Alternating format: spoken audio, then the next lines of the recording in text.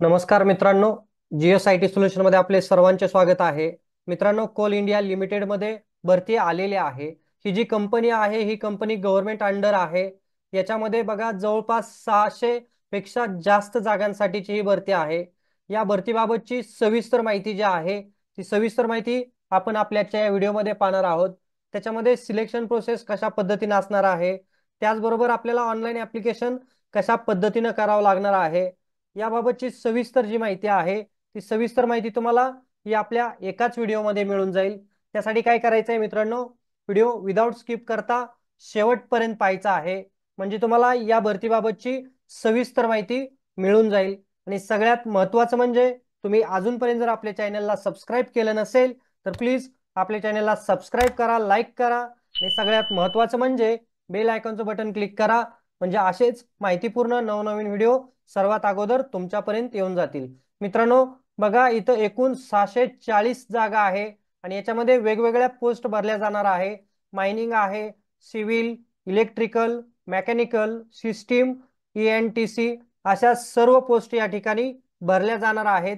इथं तुम्हाला post code ही दिलेला आहे की त्या पोस्टचा कोड काय आहे आणि इथं नंबर ऑफ वॅकन्सी दिलेल्या आहेत, इथं किती असणार आहेत. याच्यामध्ये इम्पॉर्टंट डेट बघा कधी आहेत. ऑनलाईन जे रजिस्ट्रेशन जे आहे ते आपल्याला 29 ऑक्टोबर 2024 पासून सुरू झालेलं आहे आणि याची लास्ट डेट किती आहे बघा, 28 नोव्हेंबर 2024 ही त्याची लास्ट डेट आहे. इथं आपल्याला ही जी कोल इंडियाची वेबसाईट देण्यात आलेली आहे, या वेबसाईट वरती जाऊन तुम्ही काय करू शकता, ऍप्लिकेशन जे आहे ते ऍप्लिकेशन भरू शकता. त्याचबरोबर तुम्हाला ही जी काही डिटेल जाहिरात आहे डिटेल जाहिराती तुम्हाला या ठिकाणी पाहायला मिळणार आहे.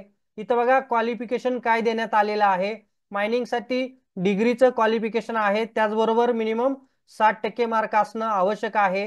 सिव्हिलला सिव्हिलची डिग्री आवश्यक आहे, त्याचबरोबर 60% मार्क. इलेक्ट्रिकल जे आहे इलेक्ट्रिकलला पण इलेक्ट्रिकल इंजिनिअरिंगची डिग्री आवश्यक आहे आणि 60% मार्क आवश्यक आहे. मेकॅनिकलला मेकॅनिकलची डिग्री आवश्यक आहे. सिस्टीमला बघा BTech BSc engineering in computer science, computer engineering किंवा IT हे जे काय आहे हे इथं लागणार आहे. MCA असेल तरीही चालणार आहे सिस्टीमसाठी. ENT साठी बघा काय आहे, बीटेक BSc इंजिनिअरिंग आणि त्याच्यामध्ये कमीत कमी 60% मार्क असणं आवश्यक आहे. हे झालं क्वालिफिकेशनच्या बाबतीत. मित्रांनो आपल्याला पुढे पाहायचं आहे की आता इथं जे काही विद्यार्थी लास्ट वर्षामध्ये अपेअर आहेत त्यांच्यासाठी सुद्धा ही भरतीमध्ये तुम्ही फॉर्म भरू शकता. तुमचं जे काही पास आउटचं वर्ष असणार आहे 23-24चं, ते तुम्ही पास होणं आवश्यक आहे. तुमचे सर्व सेमिस्टर तिथं तुम्ही पास होणं आवश्यक आहे. जे विद्यार्थी लास्ट इयरला आहेत ते देखील इथं फॉर्म भरू शकतात, हे लक्षात ठेवा मित्रांनो. इथं काही क्लेरिफिकेशन देण्यात आलेलं आहे. हा जो तुम्हाला चार्ट दिसत आहे त्याच्यामध्ये तुम्हाला नॉट इलिजिबल ब्रँचेस जे आहेत त्यांची इथं यादी दिलेली आहे. सिव्हिलची इथं दिलेली आहे, इलेक्ट्रिकल असेल, मेकॅनिकल आणि इलेक्ट्रॉनिक्स अँड टेलिकम्युनिकेशनची सुद्धा इथं यादी दिलेली आहे, ती तुम्ही पाहू शकता मित्रांनो. याचा स्क्रीनशॉट घेऊ शकता, कारण हे सर्व वाचत बसेल तर आपला व्हिडिओ मोठा होईल. जी महत्वाची माहिती आहे ती सर्व महत्वाची माहिती तुमच्यापर्यंत पोहोचवण्याचा मी प्रयत्न करणार आहे. त्याच्यानंतर बघा टेंटेटिव्ह वॅकन्सी किती आहेत कास्ट कॅटेगरी वाईज, तोही चार्ट इथं तुम्हाला देण्यात आलेला आहे. टोटल ज्या काही 640 जागा आहे, या 640 जागा कोणत्या कास्ट कॅटेगरीसाठी किती आहेत हे देखील इथं डिटेलमध्ये दिलेलं आहे. तोही चार्ट तुम्ही पाहू शकता आणि तुम्ही ज्या कॅटेगरी मधून येता त्या कॅटेगरीमध्ये फॉर्म हा भरायचा आहे. ज्या विद्यार्थ्यांची डिसेबिलिटी आहे त्यांच्यासाठी सुद्धा इथं आरक्षण देण्यात आलेलं आहे, त्याबाबतची इथं डिटेल माहिती इथं तुम्हाला दिसेल मित्रांनो. त्याचबरोबर आता आपल्याला पाहिजे सिलेक्शन प्रोसेस जे आहे, ती सिलेक्शन प्रोसेस गेटची जी एक्झाम आहे त्या एक्झाम मधून होणार आहे. तिथं तुमची क्वांटिटेटिव्ह ऍप्टिट्यूड टेस्ट होणार आहे आणि त्याच्यामधून तुमचं जे काही फायनल मेरिट लिस्ट आहे ती मेरिट लिस्ट लागणार आहे, हे इथं लक्षात घ्या मित्रांनो. आता सगळ्यात महत्वाचं म्हणजे आपल्याला यासाठी ऍप्लिकेशन फी किती आहे. जे विद्यार्थी जनरल आणि OBC कॅटेगरीमध्ये आहेत त्यांच्यासाठी फी बघा किती आहे, 1180 रुपये फी आहे. SC ST PWBD हे जे काही कॅन्डिडेट आहेत यांना फी नसणार आहे. फ्री ऑफ कॉस्ट मध्ये तुम्ही इथली एक्झाम जी आहे ती एक्झाम देऊ शकता. ज्या विद्यार्थ्यांना फी आहे त्यांनी ऑनलाईन पद्धतीनं फी भरायची आहे.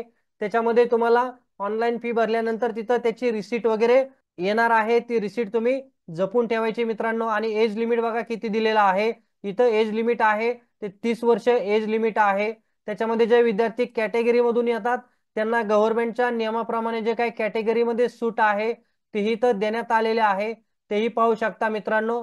आता रिझर्वेशन बाबतचं इथं सर्व डिटेल माहिती दिलेली आहे, तीही तुम्ही पाहायची आहे। आता आपल्याला पाहायचं आहे की इथं आपल्याला पेमेंट कशा पद्धतीने भेटणार आहे। इथं जे पेमेंट आहे ते पेमेंट तुम्हाला 50,000 ते 1,60,000 रुपये हे तुमचं पर मंथ पेमेंट असणार आहे, हे इथं लक्षात ठेवा। आणि ज्या वेळेला तुमचं कन्फर्मेशन होणार आहे, 1 वर्षाचा तुमचा ट्रेनिंग पिरियड असणार आहे आणि त्याच्यानंतर तुमचा प्रोबेशन पिरियड असणार आहे।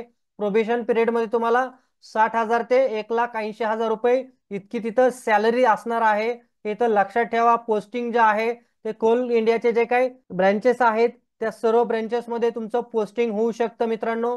त्याचबरोबर सर्व्हिस बाउंड जो आहे तो तुम्हाला इथं 3,00,000 रुपयाचा देणं अपेक्षित आहे आणि त्याचे जे कटिंग वगैरे आहे ते पर मंथ तुमच्या सॅलरी मधून 5,000 रुपये प्रमाणे कट केलं जाणार आहे। आणि हा जो काही सर्व्हिस बॉन्ड आहे तो 60 महिन्यांचा आहे, हे लक्षात ठेवा इथं। त्याच्यानंतर तुमची मेडिकल एक्झाम देखील होणार आहे, मेडिकल तुमची टेस्ट सुद्धा तिथं घेतली जाणार आहे। याबाबत आणखीन डिटेल तुम्हाला माहिती हवी असल्यास कोल इंडियाची ही जी काही वेबसाईट आहे त्याच्या करिअर मध्ये तुम्हाला हिची सर्व डिटेल माहिती तिथं पाहायला मिळणार आहे। मित्रांनो, ऑनलाईन फॉर्म भरत असताना आपल्याला सर्व डॉक्युमेंट जे आहेत त्या सर्व डॉक्युमेंट काय करायच्यात, स्कॅन करून ठेवायचे आहे आणि सर्व डॉक्युमेंट तिथं आपल्याला अपलोड करावं लागणार आहे। तुमचे 10वी-12वीचे मार्कशीट्स असतील, ग्रॅज्युएशनचे मार्कशीट असेल, पोस्ट ग्रॅज्युएशनचे मार्कशीट्स असतील, डिग्रीचे मार्कशीट्स असतील, ते सर्व तिथं अपलोड करावं लागणार आहेत। त्याचबरोबर तुम्ही जर कॅटेगरी मधून येत असेल तर तुमचं कास्ट सर्टिफिकेट वगैरेही तिथं तुम्हाला अपलोड करावं लागणार आहे, ही माहिती इथं तुम्हाला दिलेली आहे। काही जनरल इन्स्ट्रक्शन पण दिलेले आहेत मित्रांनो। तुम्ही कोल इंडियाच्या वेबसाईट वरती गेल्यानंतर तुम्हाला ही PDF तिथं पाहायला मिळेल। तुम्हाला जे काही माहिती आवश्यक आहे ती सर्व माहिती यामधून तुम्ही वाचू शकता आणि त्याप्रमाणे तुम्ही काय करू शकता, ऍप्लिकेशन करू शकता। मित्रांनो, याबाबत तुम्हाला काही आणखीन अडचण असतील तर तुम्ही मला या व्हिडिओच्या कमेंट बॉक्समध्ये कमेंट करा। तुमच्या प्रत्येक प्रश्नाचं मी नक्कीच उत्तर देण्याचा प्रयत्न करेन आणि अतिशय चांगली ही भरती आलेली आहे, तर जेवढ्या जास्तीत जास्त विद्यार्थ्यांना या ठिकाणी अप्लाय करता येणार आहे अशा विद्यार्थ्यांनी अप्लाय करायचं आहे। तर मित्रांनो, भेटूया अशाच नव्या माहिती बरोबर। जय हिंद, जय महाराष्ट्र।